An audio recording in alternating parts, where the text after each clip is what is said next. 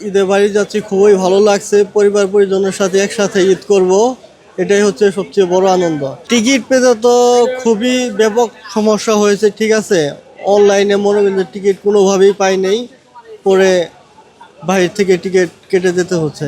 ঠিক আগের মতনই আছে যে আমি টিকিট আমাদের ছোটো হয়েছে 21 তারিখে।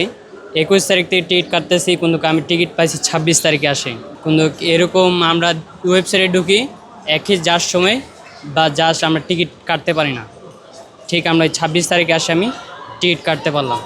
কিন্তু ঈদের আনন্দে একটা এটা অনেক মন থেকে আনন্দ যে বাসে যাচ্ছি, টিকিট কাটতে পারছি, এটাই আলহামদুলিল্লাহ। আমি হচ্ছে দীর্ঘ 2 মাস পরে বাড়িতে যাচ্ছি।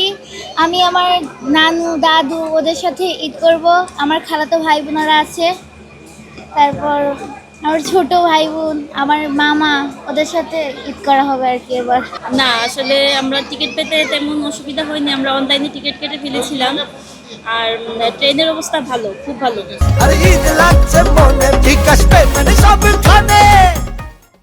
আমার টিকিট কাটতে কোনো অসুবিধা হয়নি, আমার হাজব্যান্ড কেটে দিয়েছে অনলাইনে।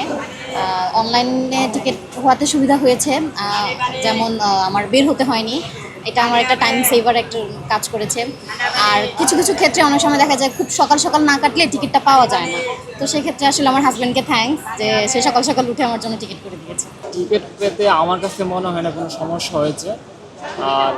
আর এবারের হচ্ছে যাত্রাটা মোটামুটি আমার কাছে মনে হচ্ছে অন্যান্য বারের তুলনায় মোটামুটি ভালো, তুলনামূলকভাবে ভালো। তবে সামনের দিনগুলো কী হবে আমি বলতে পারতেছি না। দীর্ঘ 2 মাস পর বাড়ি যাচ্ছি, অনুভূতি অন্যরকম, কারণ অনেকদিন পর ক্যাম্পাসের ক্লাস পরীক্ষা অনেক পরিশ্রম দিয়েছে, তো এখন বাড়ি যাব, অনেক অন্যরকম ভালো লাগছে।